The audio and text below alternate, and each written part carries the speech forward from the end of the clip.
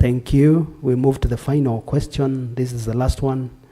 With your patience, would you protect a journalist you found being assaulted? I think, yeah. Let's see. It's actually a yes and no question. So if you're sure you will not protect, just say no. Don't lie to us. It's good feedback.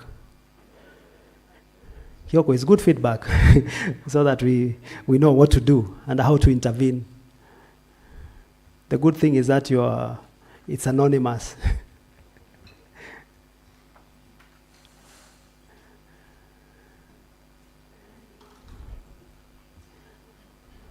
Thank you. Victor, handing back to you. Also, if you are tweeting, you can take a selfie, you tweet us, it's iDay, hashtag iDay 2025. iDay 2025. You can tag Media Council of Kenya. You can tag us, a colleague here. So, thank you so much.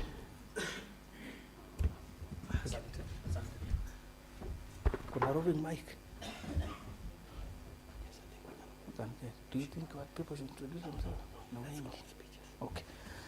So thanks, Leo.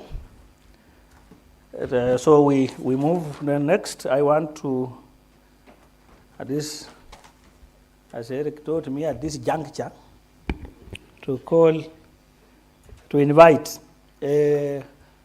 our colleague from the county commissioner's office. Karibu sana. Karibu sana.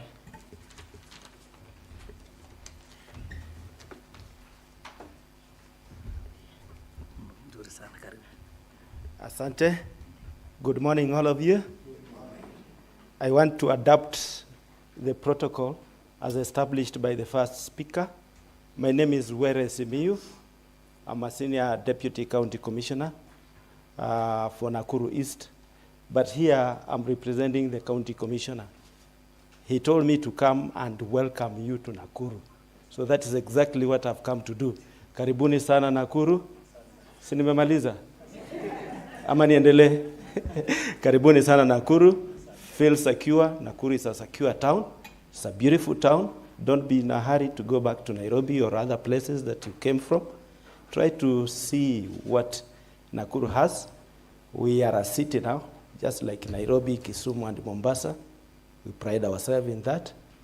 Very secure place. Sambol, we have the national park around here. We have parks in Naivasha. We have Menengai up here, Krata. You can sample what Nakuru offers. Karibuni sana Nakuru. Na mjisikie mko nyumbani. Asante sana.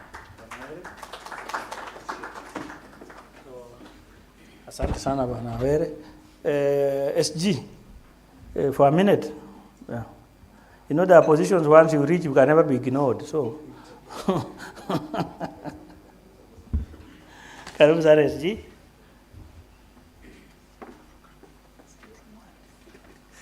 Thank you, BY. Thank you, ladies and gentlemen. Good morning. Eric Odwor is my name, Secretary General of Kenya Union of Journalists.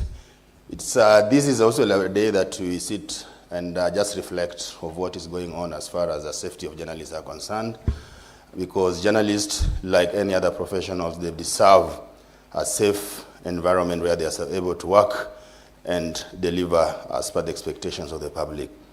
I think you remember on Sabasaba, when doctors were invaded and attacked by the protesters in one of the hospitals in this country, you could see the outrage that how come these people invaded the hospital and attacked doctors.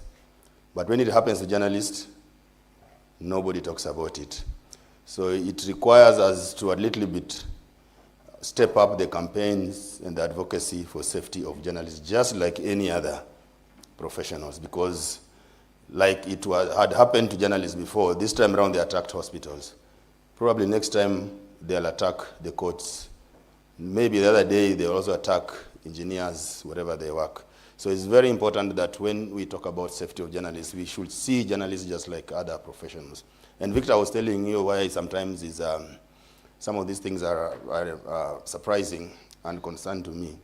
and I was telling you when I was seated here, that there's a journalist who was attacked in Homa Bay 2 months ago by an employee of the county government. We followed up until the suspect was arrested. The police, together with the ODPP, prepared a faulty charge sheet. The charge sheet was presented, and we objected as the people who were supporting that journalist. We protested that the case could not proceed until the charge sheet is amended. We are asked to write a letter to the ODPP so that the charge sheet can be amended, which we did. And like I will say, today they were supposed to be pre-trialed case today. The charge sheet, the letter that we wrote for the amending the charge sheet disappeared from the files of the ODPP.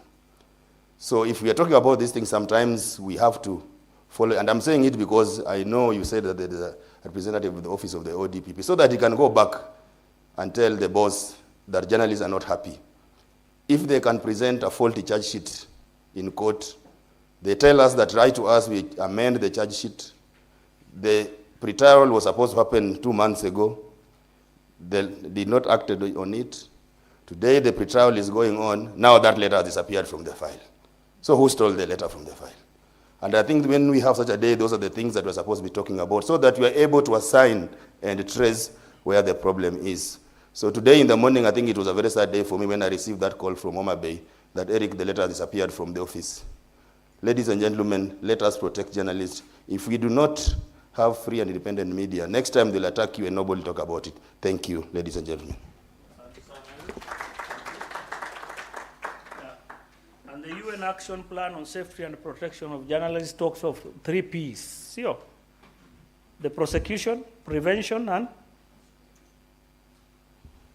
promotion. See, prosecution is purely now the work of our colleagues, investigate and prosecute and charge, because a number of the frustrations, and we have seen these cases, Ingabire, who was killed in Uganda, they wait for you in a compromising place when you are coming from a bar or wherever. The night, they know they're looking for you on a crime-related matter, but you are arrested and called a rapist, so that then even the industry cannot support you. That's why we're telling journalists to also know where you sit, because they will charge you on a crime of, they know it's a journalistic related matter, and they will arrest you, but they will charge you and say you are drunk and disorderly. Azori Agwanda in Tanzania was receiving grants from a number of institutions doing deep investigative stories. When they arrested him, you know what they charged him with? They knew they were looking for him for journalist-related work, but they charged him for tax evasion, that he was receiving money from international and he was not declaring. Yet these were grants to support him do journalistic work. So when the charge in court at that time read tax evasion. But the guy disappeared up to now. Now it's almost 5 years, nobody knows where he died. Obviously, the likelihood is dead. So colleagues, we need to, the false charge issue is a serious thing, because if somebody has been assaulted, remember, when we are talking about the rights of journalists, let's look at it holistically, like Eric said. It's not just about Article 34. When a journalist is intimidated, harassed, or beaten, or done, there are almost 7 rights that have been violated. There's the right to the journalistic work, Article 34 is there. But the right to security, there's right to life, there's right to a decent job, labor laws, because journalists earn from writing. So once you deny them work, then you have denied them a right to a decent job. Sure. Just like any other Kenyan, they have a right to life and security, away from even journalistic work. So let's look at this thing in a very bigger manner. And now, with now the online issue for now, that how many of us are utilizing, while there are genuine concerns about those laws related to online space, but a number of us are also using those spaces to harass and intimidate others to a level that is pushing people to commit suicide, to do other things. So these are all holistic things that in our advocacy, and Bwana Leo, we are working on a national safety mechanism for the country. You are there, we will involve the other colleagues. We had one which has been overpassed by events, so we need to update it because also things have changed. So we are working on national safety strategy for journalists, and this will be guided by the UN Action Plan on Safety. Remember, Kenya is also a signatory to the what? The SDG 16A on safety and security. Again, we produce a report every year, and this data is there. I'm sure, Dr. Njogu, you are aware. In fact, because the letter comes from your office, this letter from UN, the UNESCO, reminding us about. They are still asking about Kitui. They are still Henry Nyarora. They are still asking up to date. And the letters, and now the numbers have been increasing. We used to have 2, now they have reached almost 6 journalists in Kenya, who the UNESCO every year writes to us to tell them the progress of those cases. You remember Nyaruri was 2009. It's not something yesterday, up to today. Kitui in Eldoret, you remember again, very old cases. So again, sometimes it's very international embarrassment. And if you look at how we have scored in the Reporters Without Borders score this year, it tells you why have we moved from number 60 to 119, I think, Dina? RSF Kenya, 119 or 116. You can see that even Djibouti is scoring better than us in safety of, in terms of freedom of expression. It's very embarrassing. And simply because of some of those statistics, that cases are open, then there's no closure or follow-up. So, Bwana Martin Masai, Kenya Editors Guild, karibu sana Bwana MM.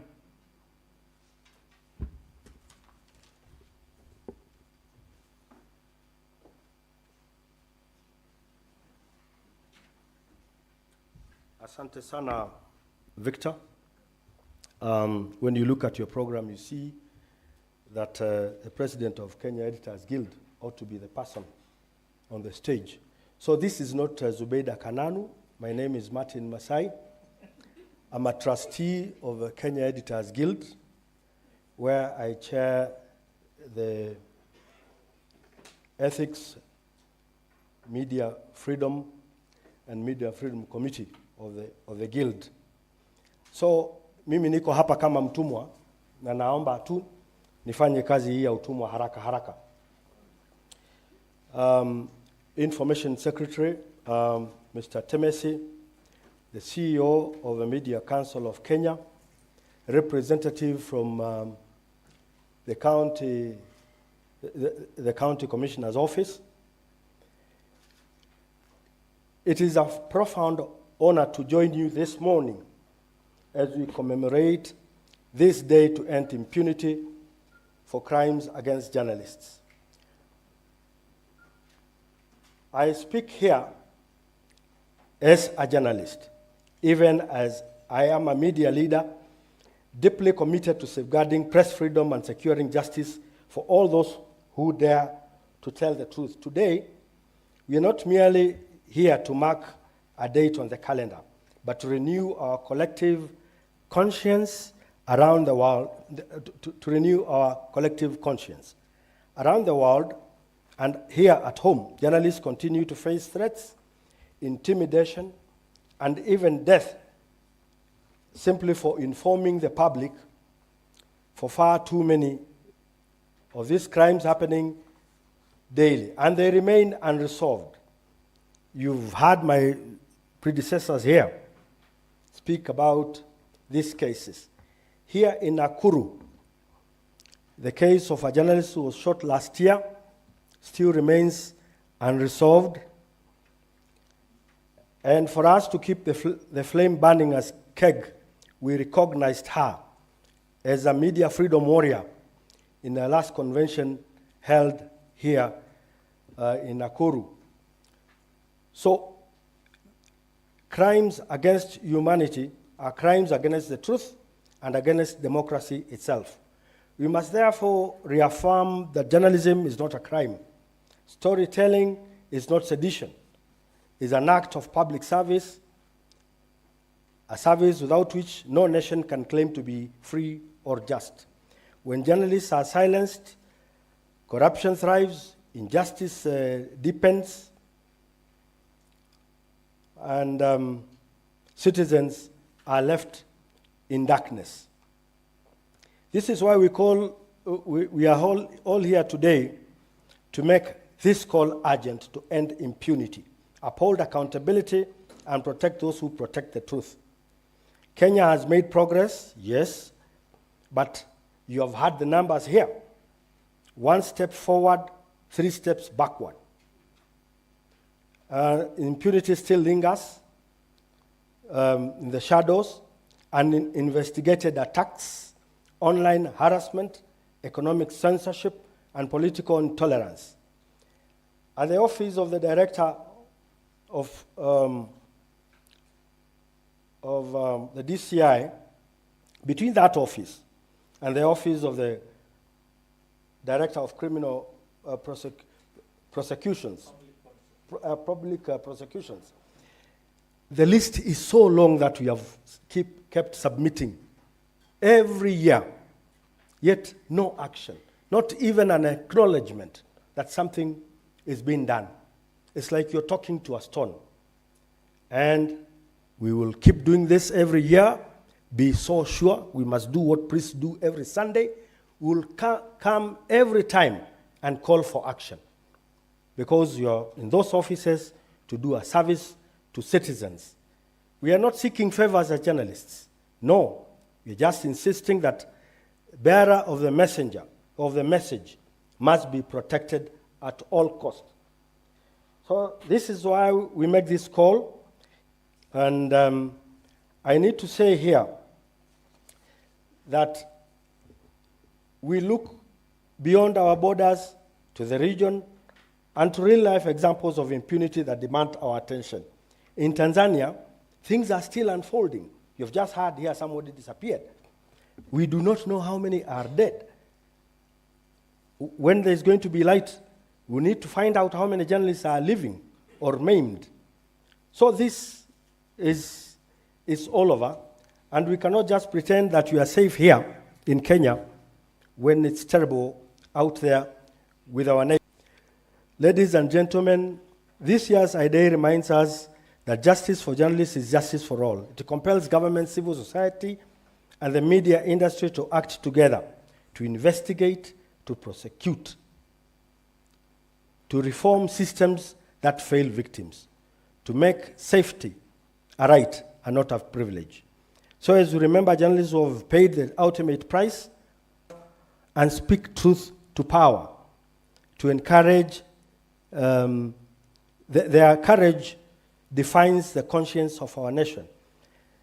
And I would want to make a special call that do not feel intimidated. You have a role that originates even in the scriptures.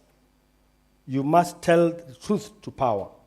So our partners, UNESCO, the Media Council, a great organization led by Mr. Omoyo, you have done us great to be at the front line in demanding safety for journalists.